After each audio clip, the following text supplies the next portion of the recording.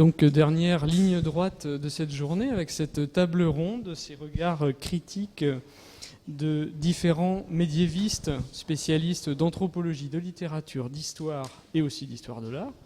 Je vais commencer et nous suivrons l'ordre alphabétique avec Pierre-Olivier Dittmar, maître de conférence à l'École des hautes études en sciences sociales et chercheur au Centre de recherche historique, membre de l'ALOMA. Je dis GAOM aussi parce que, voilà, pour que les gens comprennent. Eliana Maniani, chargée de recherche au CNRS et membre du laboratoire de médiévistique occidentale. Maud Pérez-Simon, maître de conférence à l'université Sorbonne Nouvelle et membre de l'Institut universitaire de France, membre junior, bien sûr, et Cécile Voyer, professeure d'histoire de l'art à l'université de Poitiers et membre du Centre d'études supérieures de civilisation médiévale. Voilà. Merci à tous les quatre d'être là avec vos remarques, vos réflexions sur l'ontologie du christianisme. Alors, bonjour à tous. Alors en guise un petit peu d'introduction à cette table ronde, je voudrais témoigner à la fois de ma gratitude et de mon émotion. Gratitude de m'avoir invité à commenter ce projet qui force l'admiration, et émotion de voir aboutir ce travail que j'ai suivi de loin de l'autre côté de la passerelle et dont je sais toutes les forces qu'il a mobilisées pendant des années. Alors voilà, je m'excuse de ne pas avoir pu vous rejoindre en début d'après-midi. J'espère du coup que je ne répéterai pas trop ce qui a déjà été dit par d'autres avant moi. Alors je vais vous proposer une lecture très, très subjective de ce travail. Et je dirais la première chose qui m'a frappé d'un point de vue presque personnel en promenant parmi l'arborescence, c'est presque évident, mais c'est tout d'abord la vertu pédagogique de la proposition que vous avez faite. Une vertu pédagogique qui me semble prendre un sens nouveau, presque un sens politique aujourd'hui.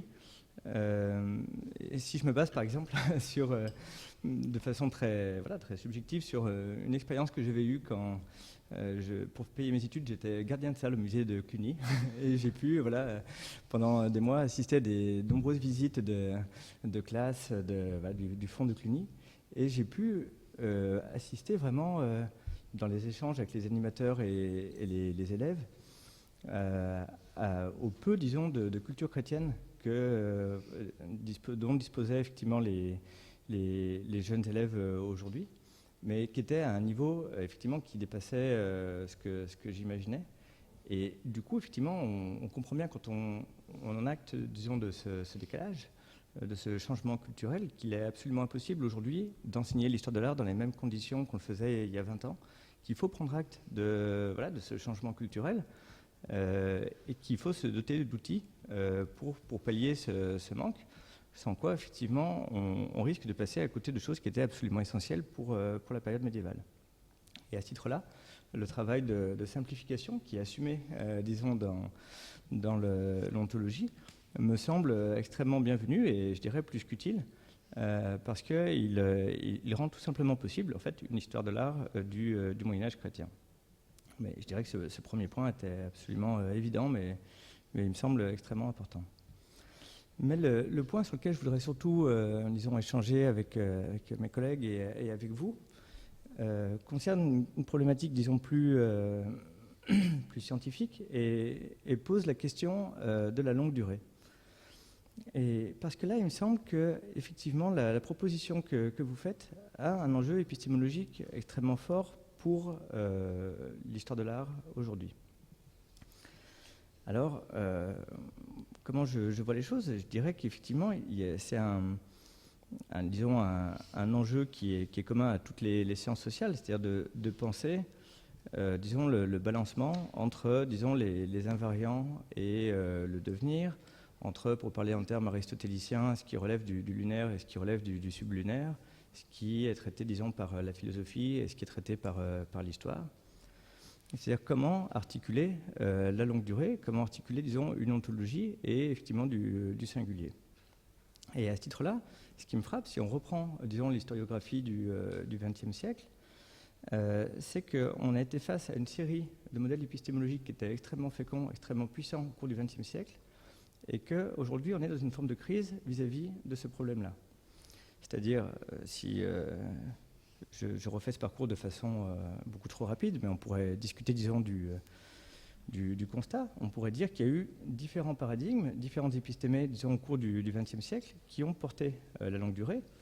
On peut dire qu'il y a eu, par exemple, un paradigme diffusionniste. Si on pense, je ne sais pas, par exemple, à Baltrushaitis, on peut dire qu'il y a eu, et de façon extrêmement massive, dans la deuxième moitié du XXe siècle, un paradigme structuraliste où un chercheur, disons, comme Panofsky, pouvait, dans un même article, relier disons, des œuvres issues de l'Égypte ancienne et des œuvres issues de la Renaissance italienne.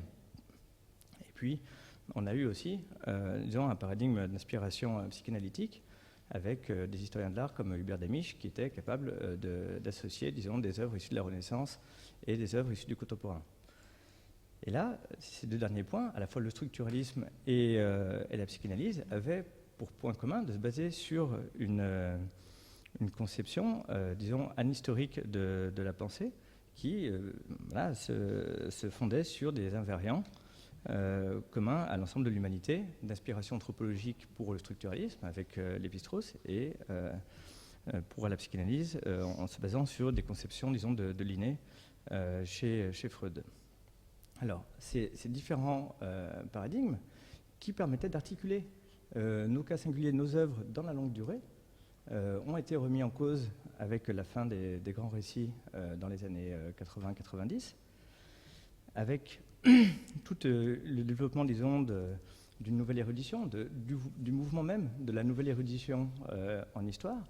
Et la fin de ces grands modèles explicatifs était sans doute nécessaire, c'est-à-dire qu'elle permettait, disons, de mettre en crise, disons, ces modèles qui sans doute posaient un certain nombre de difficultés.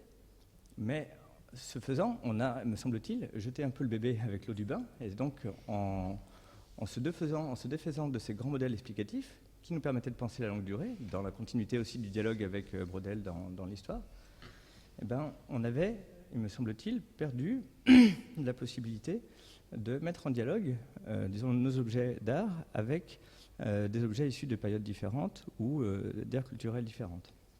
Et à ce titre-là, il me semble que cette remise en cause des grands modèles à la fin des années 80-90 a conduit à un repli, disons, de l'histoire de l'art sur son domaine de compétences et fait courir le risque, à mon avis, cette séquence-là n'est pas absolument finie, d'une spécialisation patrimoniale, d'un repli identitaire de l'histoire de l'art, mais d'ailleurs je pourrais le dire de même de l'histoire, ou même d'ailleurs de l'anthropologie, hein, ce qui fait que l'interdisciplinarité a changé de sens et est devenue l'interdisciplinarité entre les 13e et les 14e, par exemple, ce qui est du coup un objectif intellectuel, on peut dire, assez limité.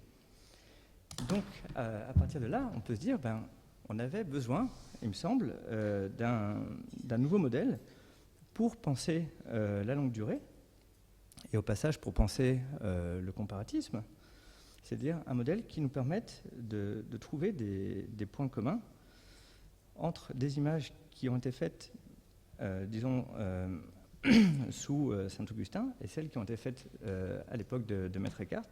Quels sont les points communs qui peuvent exister entre, disons, des images issues de ces deux périodes extrêmement éloignées, des points communs que ne partageraient pas les images bouddhistes, par exemple, réalisées à la même époque. Et là, il me semble que l'ontologie que vous proposez permet précisément de faire sortir cette singularité-là de cette longue séquence, de ces images qui paraissent si éloignées dans le temps. Et du coup, son intérêt, je dirais, intellectuel pour la discipline en général me semble absolument fondamental. C'est-à-dire qu'il nous donne un outil vraiment de choix pour réouvrir la longue durée. Et alors, ce faisant, ça a toute une série de conséquences qui me semblent extrêmement pratiques et extrêmement fécondes. C'est-à-dire que, pour parler comme Marcel Détienne, ces catégories génériques que vous avez créées, que vous avez définies dans les notices, créent ce qui me semble être décomparable. C'est-à-dire qu'on a des modèles qui, effectivement, permettent de regrouper sous une même catégorie toute une série de motifs différents, mais qui permettent, du coup, de les comparer entre eux, de saisir les prises de position différentes de chacune des pièces vis-à-vis, disons, d'un cadre qui est plus général. Et donc, à ce titre-là, il me semble que là, on a un formidable outil qui nous permet de revoir nos objets sous un jour nouveau, en les mettant en dialogue, c'est-à-dire par-delà les siècles, ce qui, à mon avis, est plus que jamais nécessaire, et puis qui permet aussi de les mettre en dialogue avec des objets qui pourraient être des comparables issus d'autres cultures. Donc, on pense au sein des différentes cultures chrétiennes. D'ailleurs, on pourrait, si on cherchait la petite bête, s'intéresser à voir dans quelle mesure des icônes éthiopiennes, des objets voilà, issus de Byzance, etc., peuvent effectivement rentrer dedans. Mais là, on a désormais en tout cas des bons outils pour pouvoir faire ce travail-là. On pourrait se dire pour pouvoir jouer les différences en fonction effectivement d'une catégorie générique, ce que vous avez créé. Et donc là, je vais m'approcher plus de cet objet. Donc créer des comparables, c'est ce que vous faites. Et donc je dirais que maintenant, c'est à nous de nous mettre au travail à partir de l'outil que vous nous avez proposé et d'aller effectivement comparer l'incroyable variation de venir des formes dans le temps et dans l'espace à partir des catégories génériques qui sont ici proposées. Donc je voulais vraiment saluer cet effort qui est fait. Le moment où il arrive dans notre contexte intellectuel me semble extrêmement propice à ce travail-là, parce que je crois qu'il y a un vrai désir dans cette direction-là, et j'espère qu'effectivement il sera saisi par les chercheurs pour l'avenir. Alors, on nous avait demandé d'être critique. En toute vérité, c'est extrêmement dur d'être critique vis-à-vis d'un travail dont très sincèrement j'admire la rigueur et l'ampleur. La seule petite réserve que je pourrais faire en bon élève de Le Goff, c'est le choix de la périodisation et le fait de s'arrêter au XVe siècle, qui effectivement pose un certain nombre de difficultés, parce que dans les ontologies que vous définissez, à mes yeux en tout cas, rien ne justifie de ne pas intégrer les images de culte dans les campagnes d'Europe telles qu'elles sont analysées par Sophie Duhem, par Nicolas Balsamo pour le XVIe, pour le XVIIe siècle. Et d'ailleurs, vous-même, dans l'article de synthèse, vous dites que cette ontologie-là se clôt au XVIIe siècle. Donc, en fait, je ne finirai pas sur une critique, mais plutôt sur un espoir. Je ne doute pas qu'à l'avenir, effectivement, cette ontologie va, disons, s'augmenter d'exemples issus des XVIe et XVIIe siècles, qui, au contraire, à mon avis, seraient extrêmement importants pour se dire, dans ce cadre-là, d'une ontologie du christianisme, ça nous permet d'aller au-delà, effectivement, des divisions, disons, disciplinaires traditionnelles, qui, autant elles peuvent peut-être se justifier, et encore dans le domaine, disons, de l'art profane, mais précisément pour l'art chrétien, là, s'il y a bien un domaine où on peut voir une continuité dans les pratiques de l'image, c'est justement dans le domaine de l'image chrétienne. Et à ce titre-là, effectivement, je ne doute pas que le projet, disons, se grandira dans cette direction dans les années à venir. Donc voilà, je voudrais, disons, essentiellement finir sur cet aspect-là et vous remercier encore sur l'immense travail que vous avez fait, qui nous met désormais au travail, nous tous. Merci beaucoup.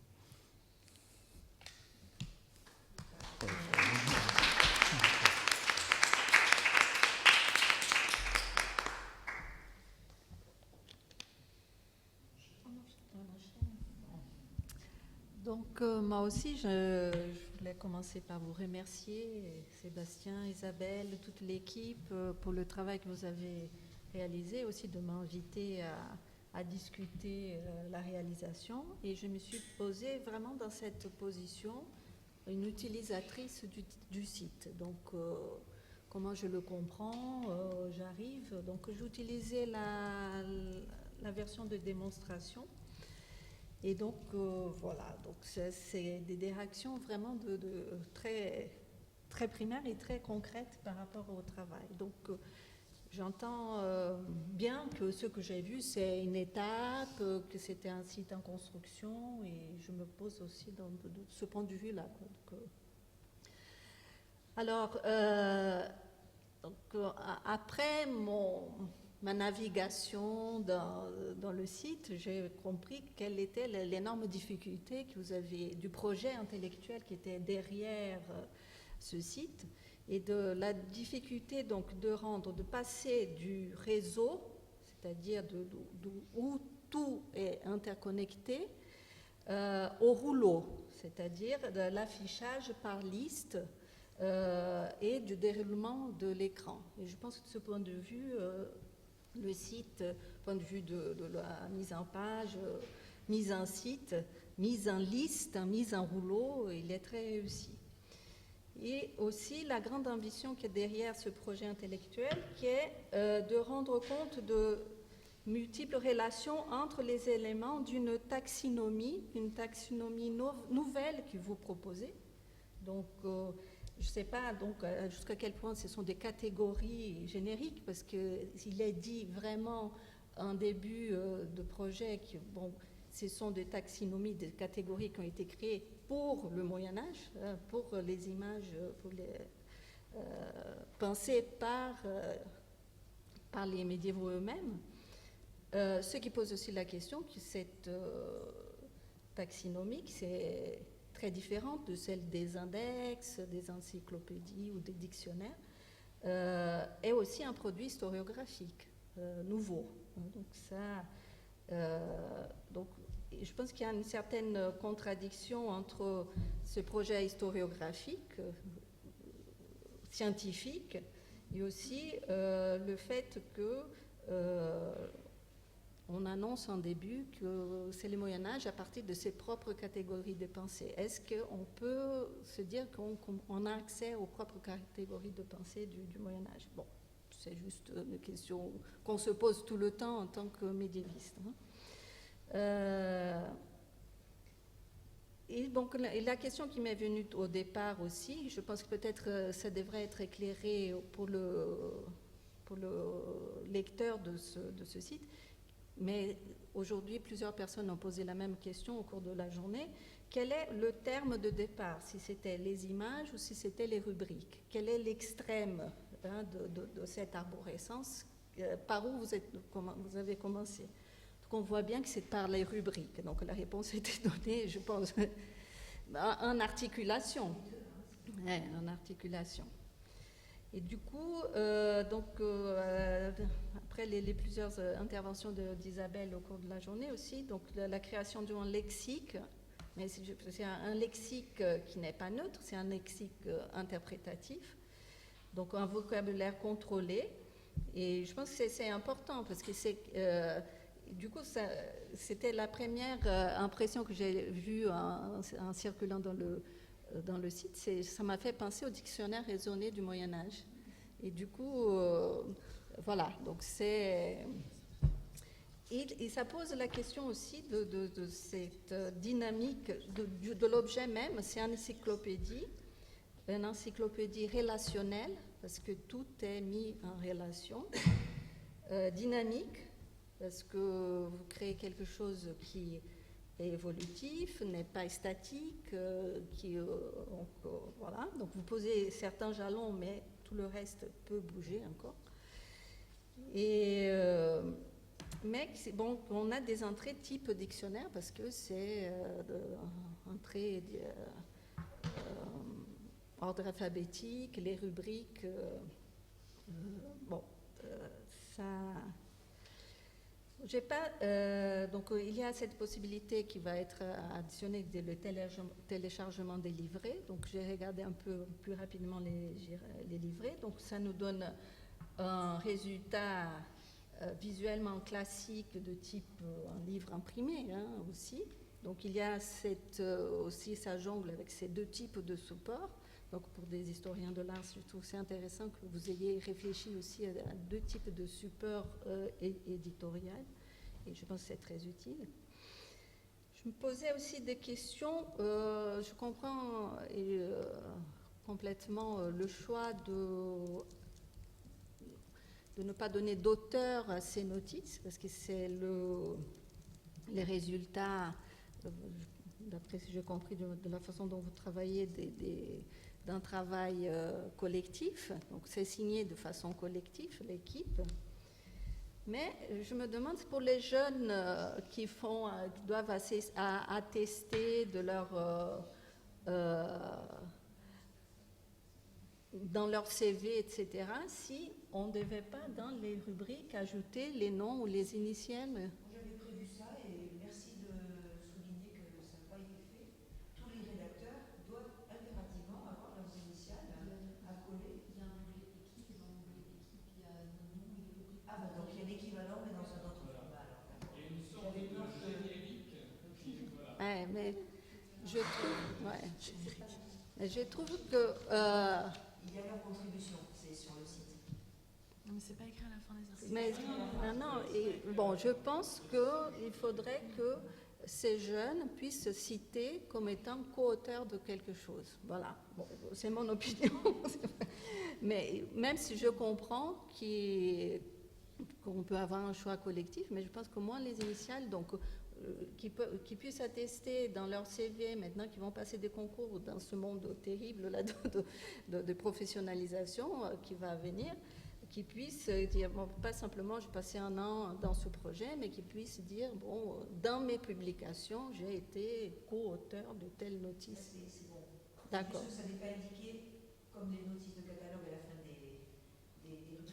C'est indiqué ailleurs, mais on l'indiquera aussi en fin de rubrique avec les initiales. C'est indiqué quand même. D'accord. J'avais pas oublié. Et beaucoup la question a été posée aussi tout à l'heure par un orange, si on peut avoir la liste des 22 rubriques prévues au départ, même si elles sont à venir. Si on peut, dans cette liste, ce bandeau à droite, à venir encore les rubriques pour qu'on puisse avoir, même si c'est un travail en progrès, l'idée de tout, de ce qui est prévu. Alors, donc, j'essaie d'aller vite. Donc, je suis allée page par page, et donc de petites remarques page par page. Donc, j'adore le site très sobre, peu de rubriques, donc 4 accueils, arborescence, images et bibliographique, c'est ça? Non, équipe. Je pense que c'est très bien. Je disais en pause, pendant la pause aussi, c'est derrière cette simplicité. Donc, vous avez rendu quelque chose de très complexe, visuellement très simple. Donc, ça, je trouve que ça, c'est vraiment une grande réussite. Donc, dans la page accueil, bon, c'est bien, on rentre bien, on voit qu'est-ce qu'il y a à côté. Donc, pas de remarques particulières. Dans la page arborescence, donc quand je l'ai consulté, dans la démo, il n'y avait pas le texte. Donc, je me doutais bien que vous alliez expliquer qu'est-ce que c'était rubrique, thématique. J'ai vu ce matin que c'était fait. Et je me demandais si il ne faudrait pas donner un exemple envoyé vers une rubrique complète. Par exemple,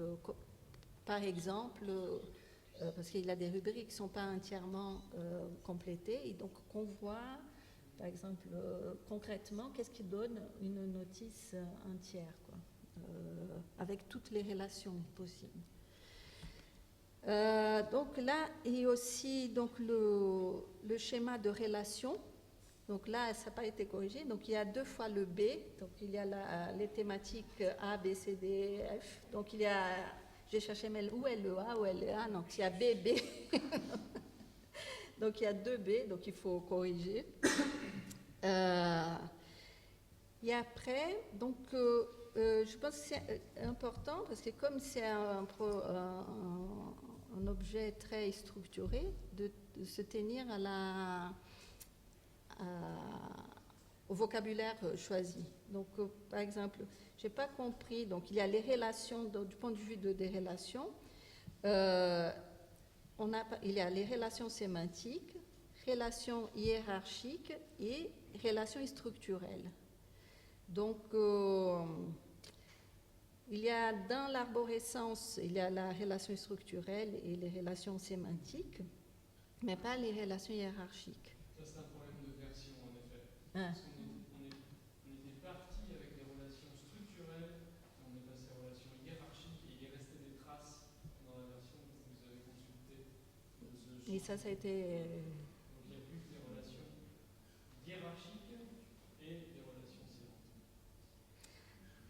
Alors, j'aime beaucoup aussi donc je passe à l'autre page, donc les entrées dans l'arborescence à images. La page l'entrée image, que je trouve aussi qu'elle est très réussie. Donc, je comptais, il y a pour l'instant 112 tesselles au moins il y a une mosaïque dans la version que j'ai consultée. Et je me demandais si ce ne serait pas bien d'introduire avec le défilement de la souris le motif auquel cette tesselle correspond.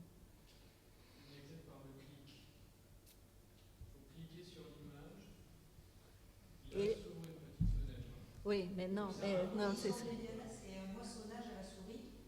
Je ne sais pas si techniquement c'est possible, mais c'est une très bonne idée. Oui, parce que je veux pas. Je sais que c'est tel motif, je clique pas parce que je vais pas cliquer sur 112, mais je peux tomber sur.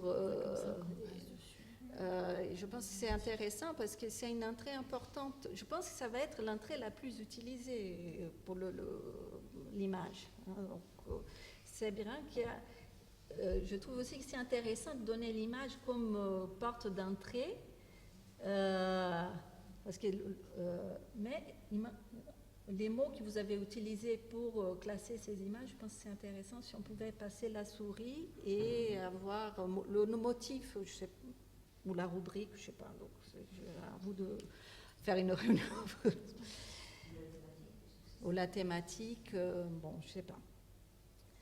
Ensuite, je pense qu'il manque une entrée pour la bibliographie, parce que vous avez récolté beaucoup de références bibliographiques. Elles sont seulement dans les notices, je ne sais pas quoi, dans les rubriques, les thèmes.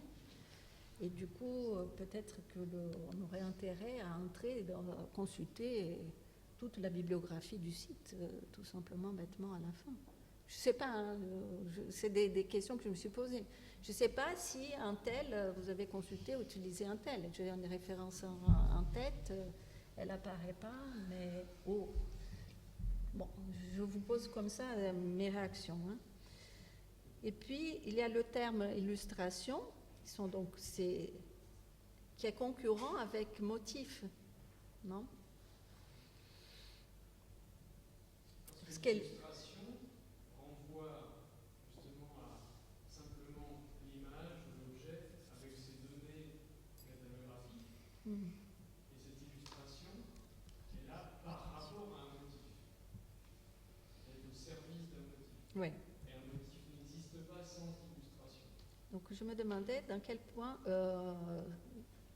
mesure on pourrait aussi introduire l'illustration dans l'arborescence. Un motif correspond à une illustration.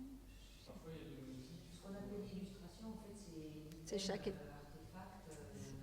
C'est ça. C'est ça, c'est l'artefact. En fait, c'est une image de l'artefact. C'est une photo, très concrètement, c'est une photo de l'artefact. Mais comme tous vos mots sont pesés, c'est pour ça, vous mettez pas n'importe quel mot, c'est pour ça que je m'arrête sur les mots, justement. Est-ce que ça vient du langage numérique? Oui, la relation d'illustration à une analyse qui constitue le motif. C'est en effet une relation d'illustration entre ce troisième niveau et...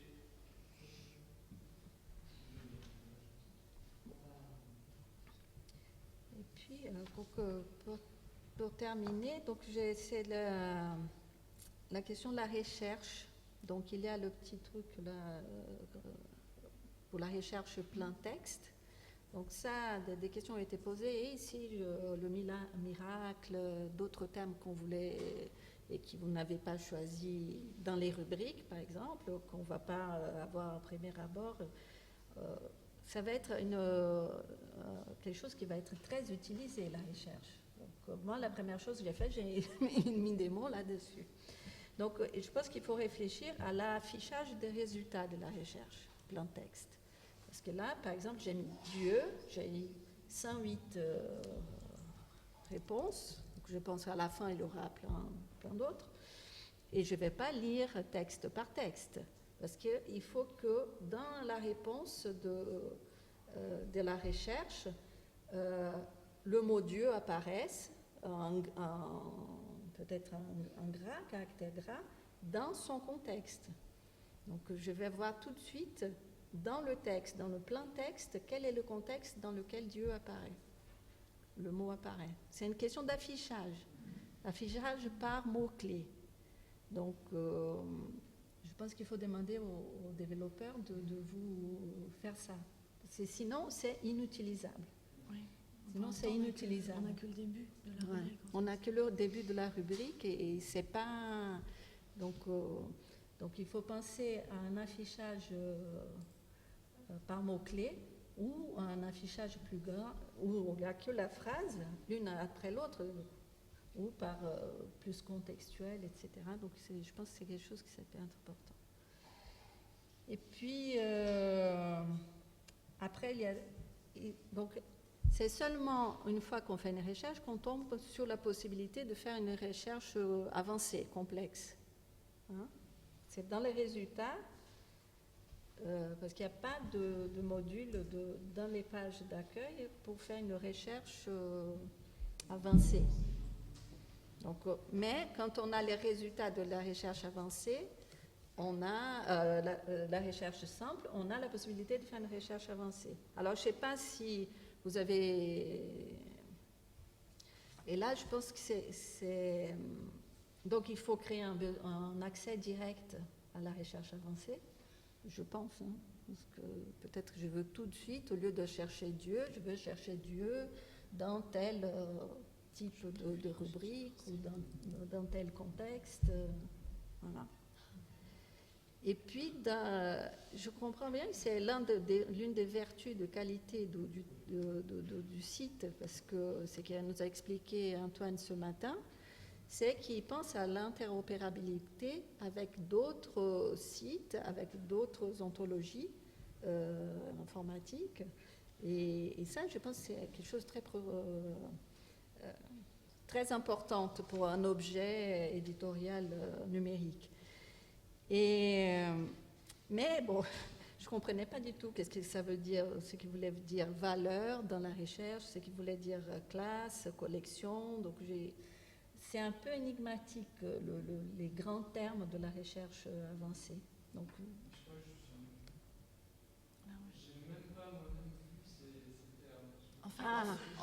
En fait, je viens de les trouver. Ils apparaissent que si tu as plein de résultats. Si tu as 10 ou 12 résultats, ils n'apparaissent pas. Et si tu as Dieu, ça apparaît là, en fait. D'accord. J'avais pas vu non plus. et aussi, les clés des tris aussi. Donc, il y a par défaut, j'ai noté quelque part, par défaut, quand on fait une recherche,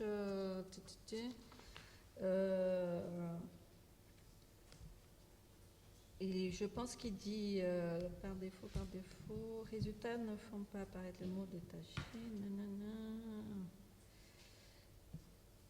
Bon, oui, par défaut, d'après le créer, c'est le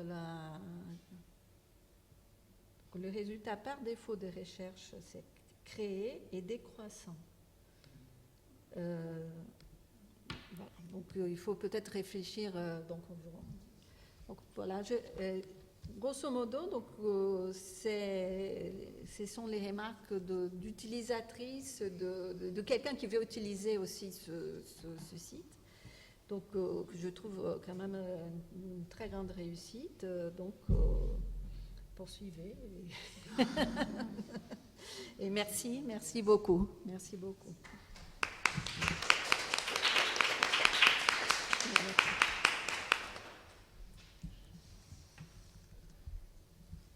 J'enchaîne. Alors d'abord un grand merci d'avoir eu l'idée de soumettre ce travail, cette anthologie au regard des littéraires, parce qu'on pourrait les penser exclus ou dans un autre monde. Donc ça me fait plaisir, au nom de la catégorie que je représente, d'être parmi vous et de pouvoir donner un avis sur ce beau travail également. Moi, quand j'ai commencé mes études, j'avais pas beaucoup de notions théologiques. Donc je me reportais beaucoup au dictionnaire culturel du christianisme aux éditions du CERF, je crois, qui faisait un point sur un certain nombre de termes de vocabulaire et de notions complexes. Et c'est vrai que quand on est littéraire médiéviste, on se trouve confronté à un corpus pour lequel on ne nous a absolument pas donné d'outils, notamment des outils historiques, théologiques, philosophiques, etc. Et j'ai trouvé que l'ontologie arrivait à point pour nous et pour nos étudiants, comme l'a dit Pierre-Olivier. Alors, est-ce qu'il faut que je parle plus là-dedans ? Ça va ? Non ?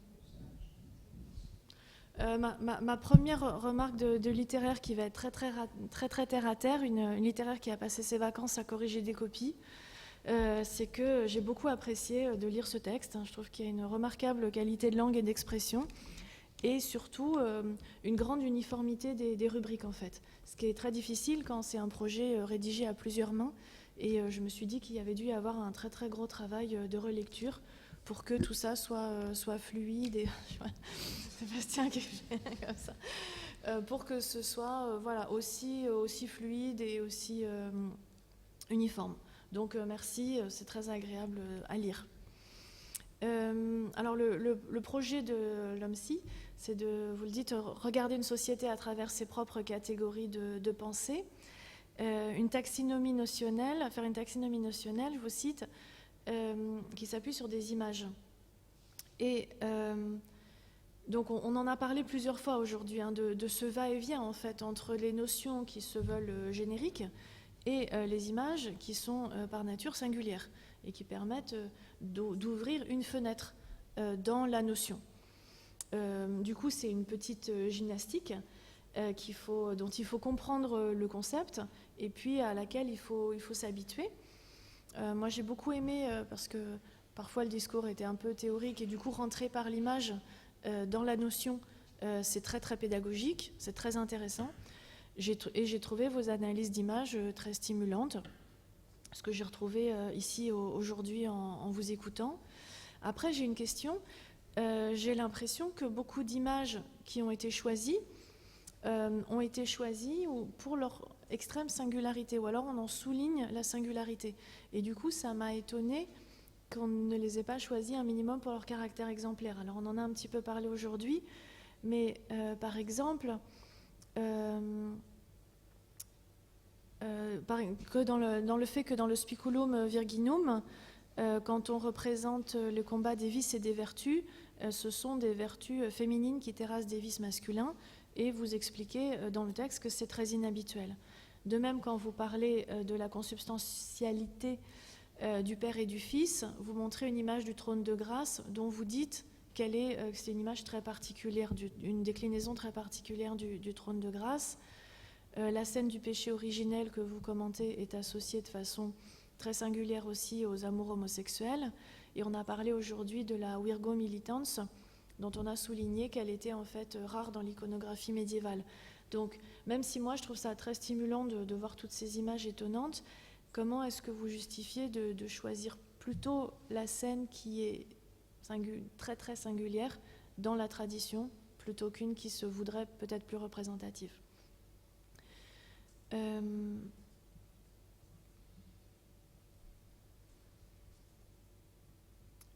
Et dans la consultation, finalement, j'ai beaucoup aimé partir des images, comme je disais, pour remonter vers les notions.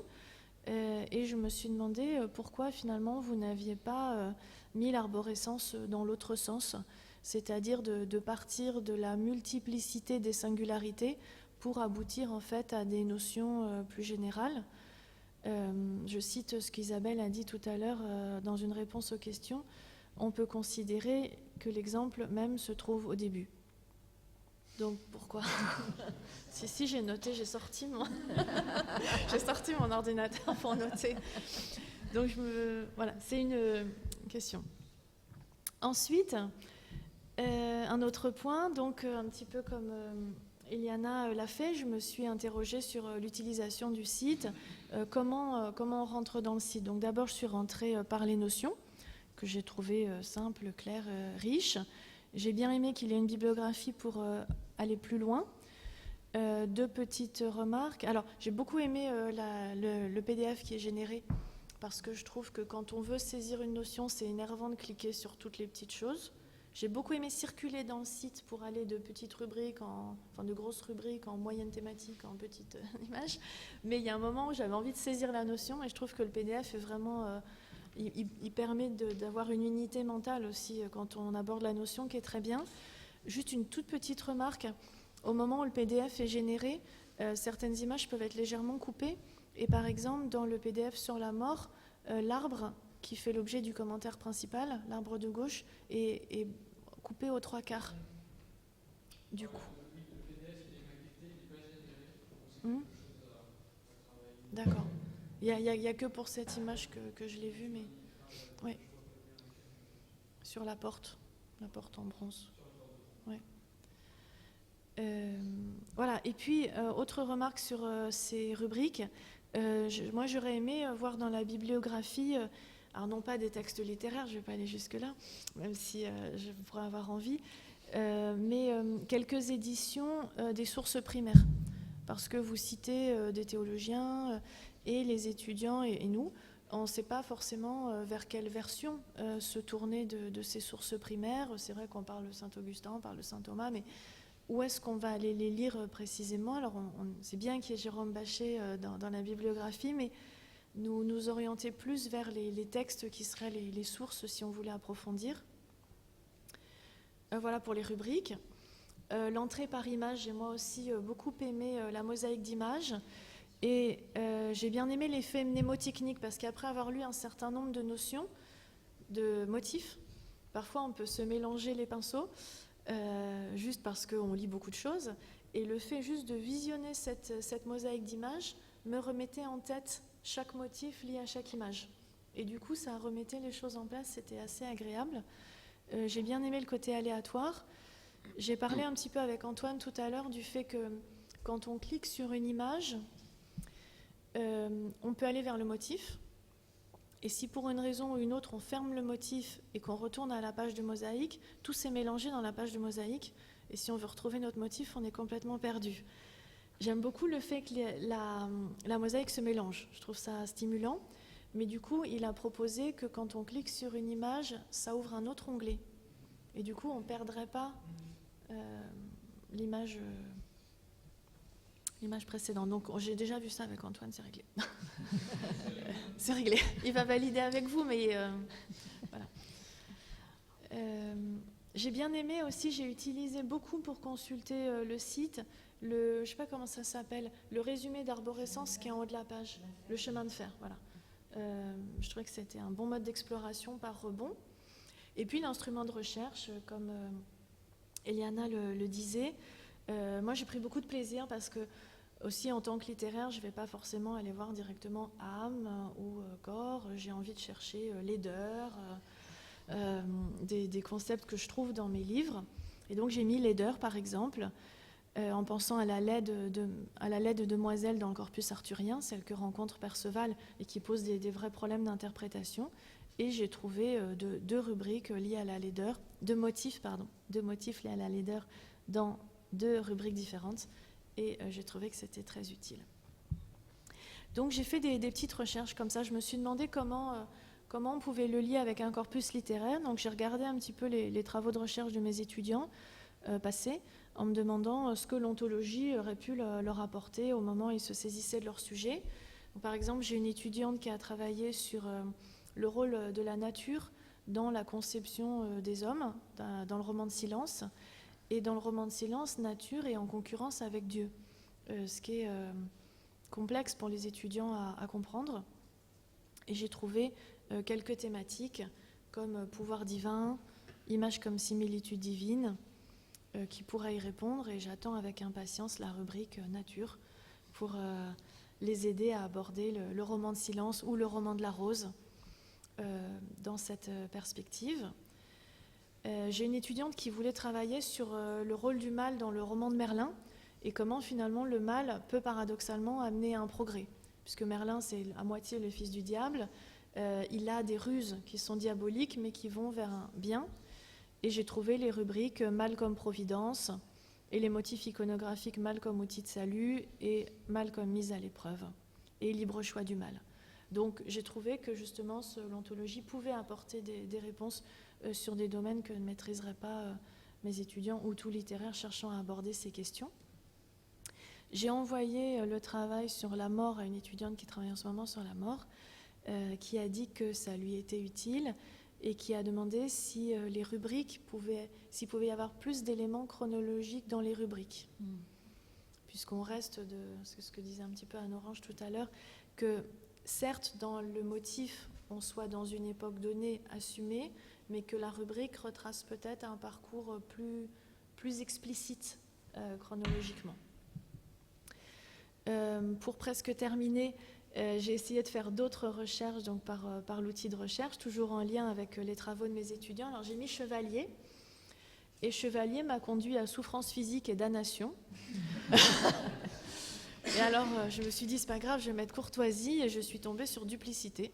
Donc voilà, je pense que le regard de l'ontologie sur le corpus littéraire n'est peut-être pas entièrement bienveillant, mais ce serait à creuser quand on aura les autres entrées. Et pour terminer en bonne littéraire, je vais faire une conclusion en 3 points. Le premier point, c'est que j'ai travaillé sur une base de données à la fin des années 90 à Princeton avec Carl Witty, et il avait créé cette base de données dans un but d'apprentissage. Il mettait ses étudiants ces étudiants devaient remplir cette base de données, et j'ai pu voir à l'époque à quel point c'était un outil de formation pour les étudiants, un remarquable travail de mise à l'épreuve, de responsabilisation.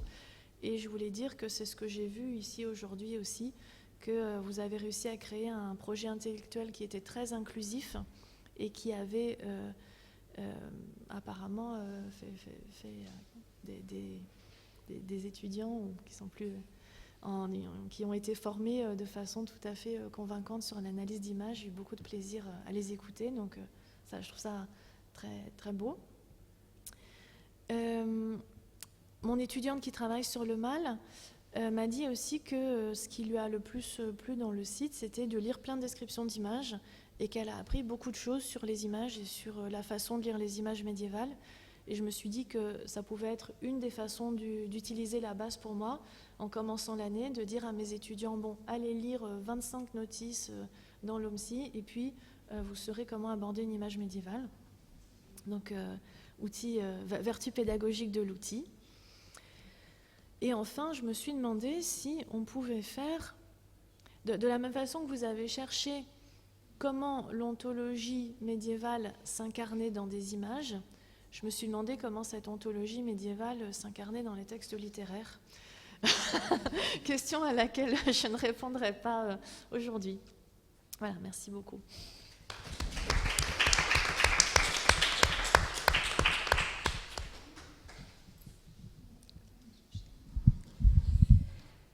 Merci. Donc merci également de m'avoir associée à cette journée. Alors un petit peu comme Pierre-Olivier, finalement on fait une sorte de boucle. Je suis un peu gênée pour critiquer ce travail parce que finalement par les discussions avec les uns et les autres, c'est quelque chose que j'ai suivi de loin mais que j'ai suivi. Donc finalement j'ai vu la pensée à l'œuvre et tout le processus de création autour de cet objet. Donc ça va être finalement... Voilà, c'est pas une critique, c'est ce que j'ai observé. Alors d'abord, c'est un projet intellectuel extrêmement ambitieux, très stimulant, avec évidemment les apports de l'anthropologie et de la sémiologie, et qui réunit finalement, je trouve assez brillamment, histoire de l'art et sciences de l'image. Et finalement, il confirme ce que Horst Bredekamp énonçait lorsqu'il remettait en cause la légende noire de l'histoire de l'art quant à sa disposition aconceptuelle. C'est ce qu'il écrit. Et une légende noire qu'il analyse d'ailleurs, et ça je lui laisse, comme symptôme d'une aversion de nos sociétés à l'égard de l'image. Et... je lui laisse, mais effectivement. Et l'objet de ce programme, qui a été porté ici par une équipe, et puis par Isabelle et Sébastien, est de questionner, me semble-t-il, l'idéal. Et c'est en ça que c'est extrêmement passionnant, parce qu'effectivement, il en a été question, vous questionnez, et vous questionnez les systèmes de représentation à l'œuvre au Moyen-Âge.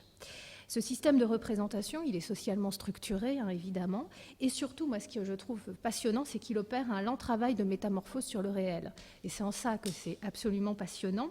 Et l'observation et l'enquête sur le discours visuel des images sur le long temps permet, me semble-t-il, de mesurer la métamorphose à l'œuvre sur les états du corps, par exemple, mais pas que, puisqu'on est vraiment là-dedans. Et pour moi, c'est un outil assez formidable, parce qu'évidemment, vous ne répondez pas à cette question absolue de transformation du réel, mais vous fournissez les outils pour permettre à ceux qui travaillent sur les images de l'appréhender avec leur propre corpus. Et ça, je trouve que c'est assez fantastique, parce que finalement, c'est quelque chose qui n'existait pas. En tout cas, pas comme ça.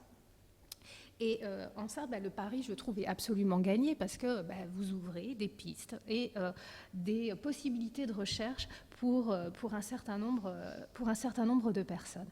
Alors ensuite, ce qui me passionne aussi, c'est que cet outil permet d'éclairer la pensée conceptuelle qui travaille les images et avec la volonté que vous avez, que vous affirmez, et ça fonctionne, de rendre compte de la transposition dans le langage visuel des logiques et des notions fondamentales du christianisme médiéval et de la théologie de l'image. Parce qu'il est aussi question de ça. Et ça n'a pas été évoqué aujourd'hui, mais c'est aussi quelque chose qui ressort. C'est qu'on parle de la théologie de l'image à travers cet outil que vous fournissez. Et ça aussi, me semble-t-il, c'est un apport qui est fondamental et qui va servir, à mon avis, beaucoup de scientifiques. Alors moi, j'ai aussi observé, un petit peu comme Eliana, qu'il s'agissait, vous avez parlé d'encyclopédie, mais je trouve que moi, c'est un dictionnaire raisonné, avec des entrées, pensé à la manière d'une arborescence, avec des listes, des sous-listes qui sont très médiévales dans leur conception, classées par ordre alphabétique, ça aussi, et avec une organisation qui va autoriser ces équivalences terminologiques, on les a vues tout au long de la journée à travers les différentes présentations des uns et des autres, mais aussi des renvois à la manière des dictionnaires raisonnés. Et là, on retombe dans cette idée-là, avec des choix qui sont scientifiquement justifiés et assumés, me semble-t-il. C'est quelque chose qui est assez lisible dans la présentation de votre travail sur le site, avec des termes qualifiés de rubriques qui renvoient à ces notions fondamentales et qui élaborent finalement cette espèce de réseau continu, ou cette succession de lieux, pour reprendre aussi une conférence de ce matin, qui dresse finalement c'est plus qu'une cartographie, c'est véritablement une pensée qui est celle bien sûr des concepteurs, mais pas uniquement, et c'est en ça aussi que c'est très intéressant d'observer cet outil. Alors chaque image fait l'objet d'une description analytique plutôt qu'iconographique, mais comme vous faites attention aux termes, je ne pense pas que vous fassiez une analyse iconographique, vous faites une description analytique, parce que finalement votre objet n'est pas de faire de l'iconographie. Et à mon avis, la façon dont les images sont abordées, ce n'est pas de l'iconographie, c'est une analyse, c'est une description analytique. Et vous avez recherché et repéré des motifs. Et ces motifs éclairent quelque chose de très dynamique. Il en a aussi été question dans les interventions, des relations, des processus, des situations. À chaque fois, ça relève aussi de rapports extrêmement dynamiques avec les êtres et les choses, mais ainsi avec le contexte. Et ça fonctionne comme des connecteurs. Et finalement, le schéma que Marion Loiseau a présenté reflète absolument la dynamique à l'œuvre à l'intérieur même de ce réseau. Et puis, évidemment, vous tenez aussi compte des figures liées à la rhétorique et donc au langage, bien sûr. Et en dernier lieu, vous prenez en compte la matérialité en ce qu'elle signifie. Et ça aussi, c'est assez peu fréquent dans la manière d'aborder dans ce type d'outils les images dans leur ensemble. Alors, chaque motif est lié à une rubrique et ces motifs rendent compte de la polysémie des notions. Et ça aussi, c'est extrêmement pédagogique. Il en a été aussi question. Polysémie des notions, évidemment, comme celle d'image, on ne va pas y revenir, mais finalement aussi polysémie ou souplesse, plus exactement, des notions qui sont sous-tendues par la variété des mots qui les désignent aussi. Et ça, c'est un exercice d'une complexité qui s'observe, en fait, enfin, en tout cas, qu'on perçoit bien quand on navigue dans le site. C'est-à-dire que les choix que vous avez dû faire sont compliqués. Et on mesure bien l'exercice intellectuel et la gymnastique intellectuelle qui a été la vôtre quand on se colte à la terminologie médiévale. Mais on a envie les débats qu'ils ont dû avoir. Oui, effectivement.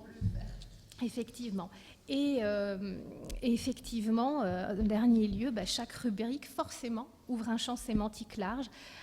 Ces thématiques dont vous avez parlé, qui sont qualifiées dans votre présentation de charnière, et j'ai trouvé que c'était extrêmement intéressant, parce que finalement, c'est bien le frottement entre les concepts, donc les rubriques, et les motifs, ces frottements qui comblent les interstices et qui vont faire naître, finalement, et qui vont cimenter tout l'édifice intellectuel qui a été bâti. Et ça aussi, d'un point de vue de la démarche, c'est quand même extrêmement intéressant du point de vue de la méthode. Donc, pour moi, c'est un outil réflexif, bien plus qu'une boîte à outils. Voilà, c'est quelque chose qui amène à la réflexion. Et ce travail, finalement, a fait écho au mien, puisque finalement, on réagit aussi toujours en fonction de nos propres objets d'étude. Et j'ai travaillé il y a quelque temps sur le corps et la mise en prison, et le corps mis en prison. Et finalement, on se rend bien compte là, justement, comment un système de représentation, donc cet idéal, transforme, opère un très long travail de métamorphose, et c'est en ça que la longue durée est passionnante, sur le réel. Et finalement, dans les images du XIIIe siècle, les images de mise en prison sont l'équivalent visuel d'entrée dans les ordres, c'est-à-dire de prise d'habit, d'entrée en réclusion. Et en fait, on observe un mécanisme dans les images que l'on va retrouver dans les textes qui confondent de plus en plus la prison, bien sûr à un lieu de pénitence, mais au purgatoire. Et finalement, on voit bien comment le corps mis en image évoque la mort au monde, puis, et donc on est vraiment dans ce rite de passage, la mort au monde, la séparation, et, puisqu'il s'agit de prisonniers, l'agrégation à nouveau dans la société, une fois qu'ils auront vécu cette conversion. Et c'est là où on voit bien, si vous voulez, que finalement, effectivement, je comprends la nécessité du bornage chronologique, mais comme c'est des phénomènes qui s'observent sur un temps très très long, c'est à ceux qui travaillent sur les images maintenant de se saisir de l'outil pour voir comment justement l'idéal transforme le réel. Je vous remercie.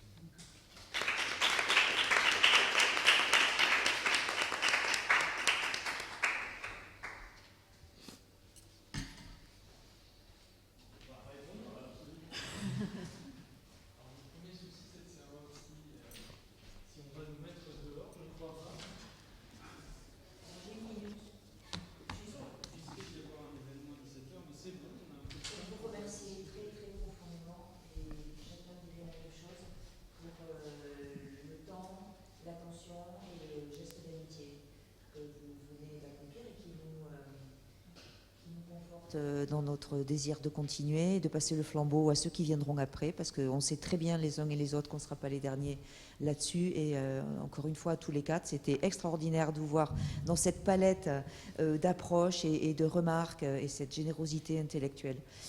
Voilà, encore une fois, merci pour l'amitié scientifique que vous venez de nous faire et toutes ces remarques dont nous allons évidemment profiter, les plus jeunes et les moins jeunes, tout autant. J'ai parlé, je ne dis plus rien. Alors je vais m'y coller. J'exprime moi aussi ma reconnaissance et mon plaisir d'avoir entendu vraiment ces retours à la fois très contrastés et qui sont allés fouiller dans tous les recoins de notre travail. Et ça va être évidemment impossible de répondre à tous les aspects. Peut-être que je peux commencer par les choses les plus concrètes liées à la navigation, tous les intitulés, tout ce qui fait étiquette, un petit peu partout. C'est vrai que là, le travail de mise en ligne a un petit peu été un sprint dans les dernières semaines. Donc vous avez aussi pu être confronté à des états imparfaits. Je le regrette, j'aurais souhaité que vous ayez la ressource telle qu'elle est aujourd'hui, en tout cas. Mais bon, il y a en effet dans ces terminologies, on a parlé d'illustration, voilà, aussi le reflet de cette collaboration avec les ingénieurs comme Antoine. Hein.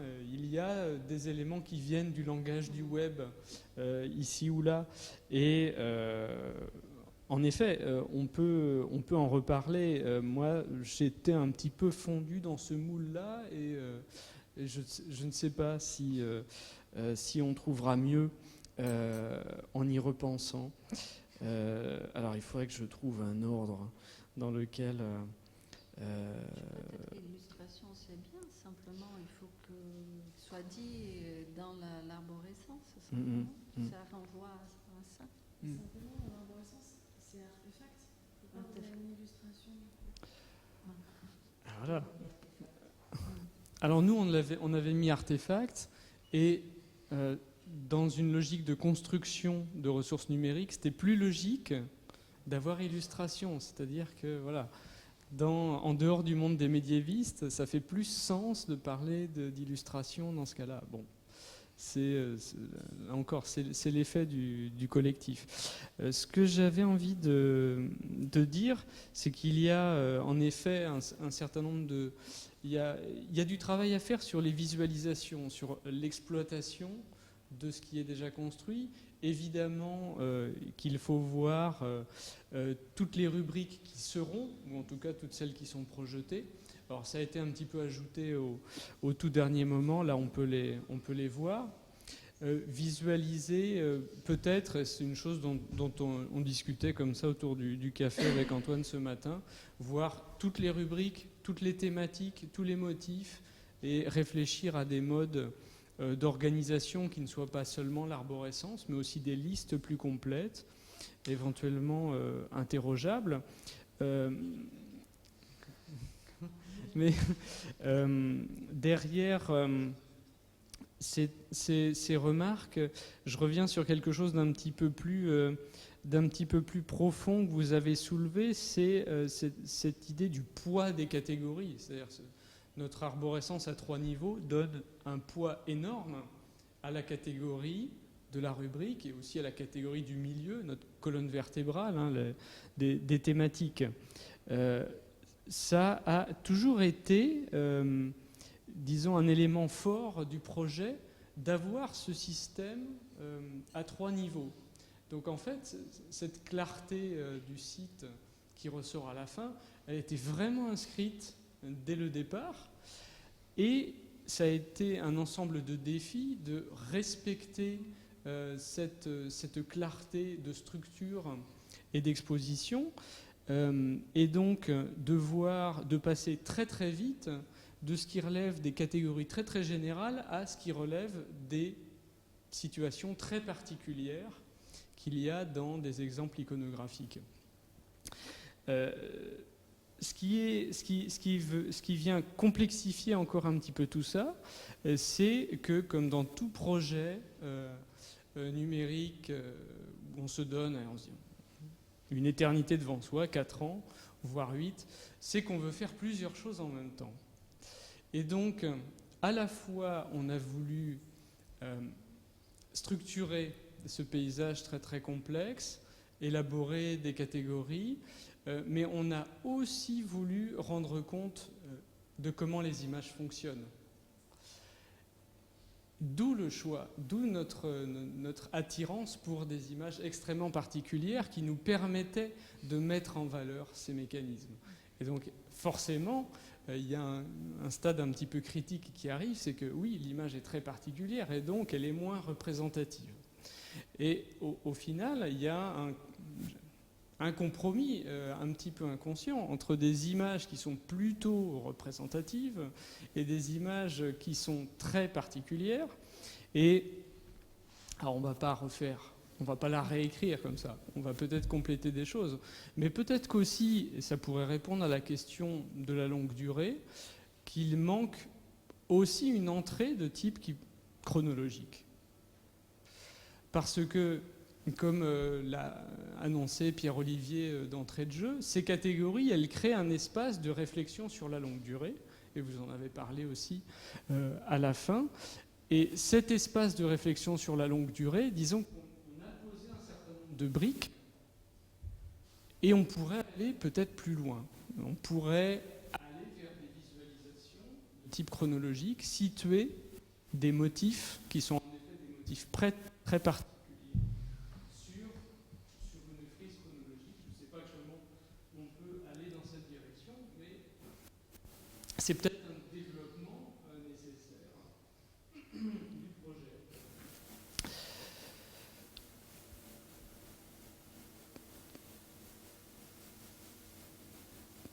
Bon, ça c'était le premier point. Et puis le deuxième point, encore une fois, sur les grands thèmes de réflexion qui ont été posés aujourd'hui, sur le caractère, sur cette iconicité. Est-ce que ces catégories reflètent, comme on le crie haut et fort en fait sur la première page, c'est-à-dire qu'on ne s'est pas gêné avec ça.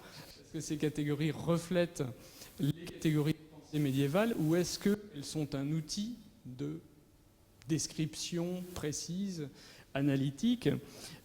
Là encore, je crois que c'est quelque chose qui relève d'une volonté de vouloir faire plusieurs choses en même temps. Une volonté à la fois de mettre en avant ces catégories et de les analyser, mais aussi d'avoir une restitution équilibrée, d'avoir une restitution à plat, une restitution lisible pour l'utilisateur, et donc voilà, quelque chose d'hybride entre le modèle de la liste et le modèle de ce qui est de ce que l'on peut lire, quoi, de ce qui est à peu près articulé de manière harmonieuse d'une rubrique à l'autre, avec pas trop de thématiques, mais suffisamment quand même, enfin au moins 3, puis pas plus de 6, voilà.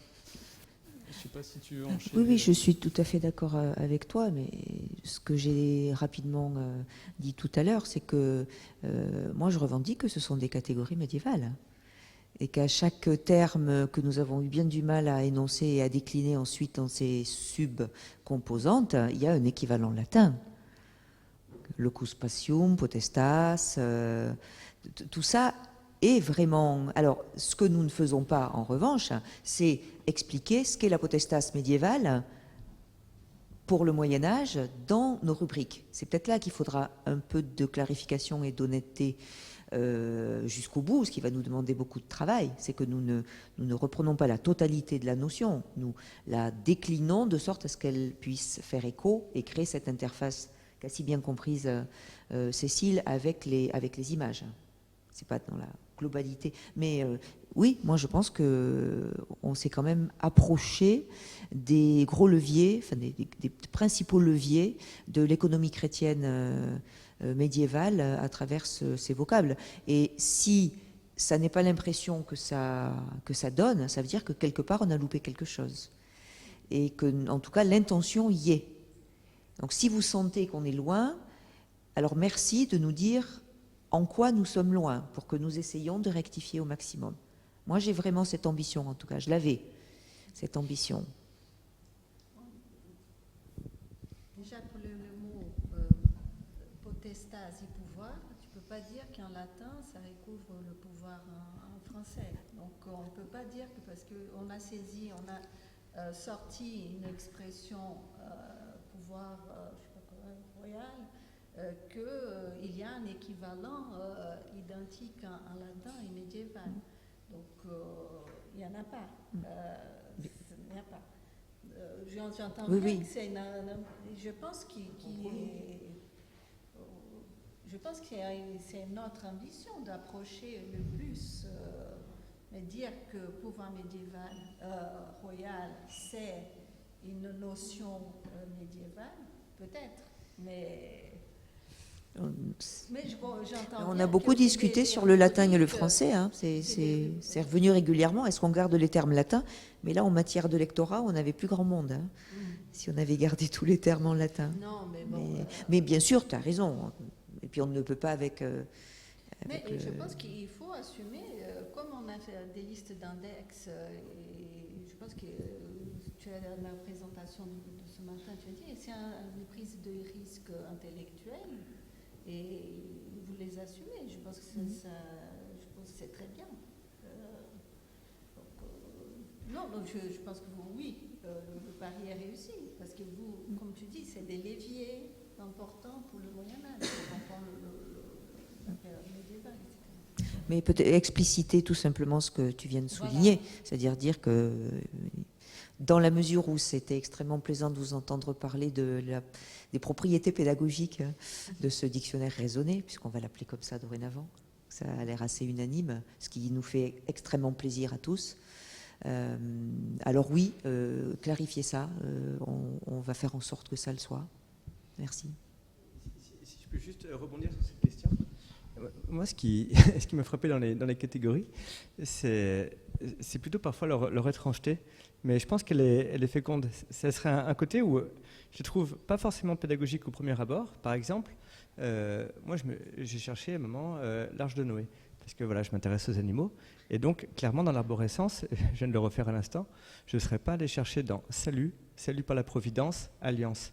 C'est-à-dire que là, effectivement, je vois bien que mes propres catégories, qui sont des catégories de recherche, je vais chercher voilà, les liens avec l'environnement, les relations entre l'homme et le monde animal, le déluge, ce genre de choses. Mais du coup, effectivement, cette catégorisation-là, moi j'entends bien qu'elle est médiévale. Et dans son étrangeté, de se dire effectivement l'Arche de Noé, il faut la ranger sous la catégorie du salut, eh ben, je trouve qu'elle voilà, elle est pas évidente au premier abord, peut-être qu'elle nous perd. Mais dans un second temps, pour moi c'est plutôt une réussite. Elle nous donne à penser de se dire bon bah voilà, est-ce que l'Arche de Noé relève vraiment, disons, de cette sous-catégorie-là? Et il me semble que oui, effectivement que ça c'est une réussite. Voilà, moi j'ai fait une espèce de balancement entre ces deux moments. Ouais.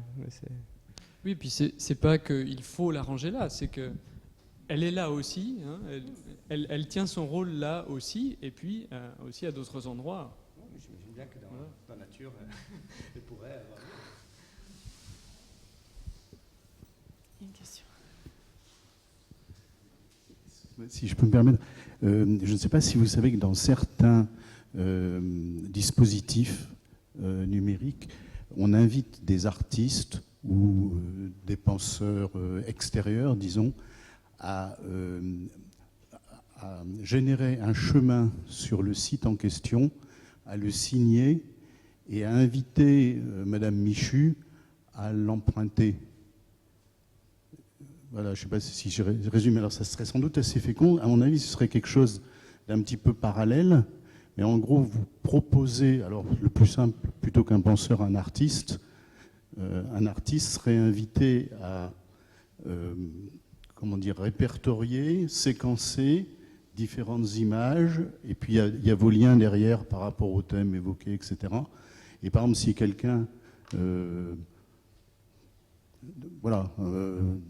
si quelqu'un veut aborder avec un aspect ludique et en se glissant derrière dans le profil d'une personnalité bien médiatique pour la diffusion, vous voyez, à mon avis, alors en plus ça pourrait même être international, enfin voilà, je me permets de le suggérer parce qu'à mon avis au niveau de l'outil technique, voilà, à mon avis techniquement c'est un jeu d'enfant de mettre ça en place. Je ne sais pas si c'est un jeu d'enfant. Bon, je sais pas. Mais en tout cas, c'est vrai qu'il peut y avoir c'est le cas dans certaines ressources de l'INHA, c'est-à-dire qu'on propose, il y a à la fois un versant ressources qui peut être une base de données, là c'est un peu différent, et puis des parcours. Il y a des parcours exemplaires qui peuvent guider un utilisateur non averti ou donner des choses qui permettent d'exprimer le potentiel de la ressource en traçant en effet un chemin. Bon, alors, vous savez, quand on croit que c'est facile à mettre en œuvre, moi j'attends toujours d'en parler avec Antoine pour savoir si c'est vraiment facile. Ça peut être facile à penser et difficile à mettre en œuvre par rapport à la structure de ressources qu'on a. Voilà. Mais c'est une idée à mettre voilà, au travail. Passer aux 20h, c'est très bien. Ouais, on va peut-être clore la journée. On peut continuer, on est les bénéficiaires de tout ça. et vous remercier encore, ainsi que tous les communicants de la journée qui ont travaillé dur pendant les vacances pour voilà, partager cette expérience. Et puis vous qui êtes quasiment une sorte de comité scientifique qui pourrait peut-être continuer à exister. Si ça vous gêne pas, est-ce qu'on pourrait vous constituer en comité scientifique? Voilà, je crois que si ça pouvait se faire, ça serait aussi une preuve de succès de cette journée. Voilà, merci beaucoup. Ah, c'est ça ce qu'on a signé en fait tout à l'heure.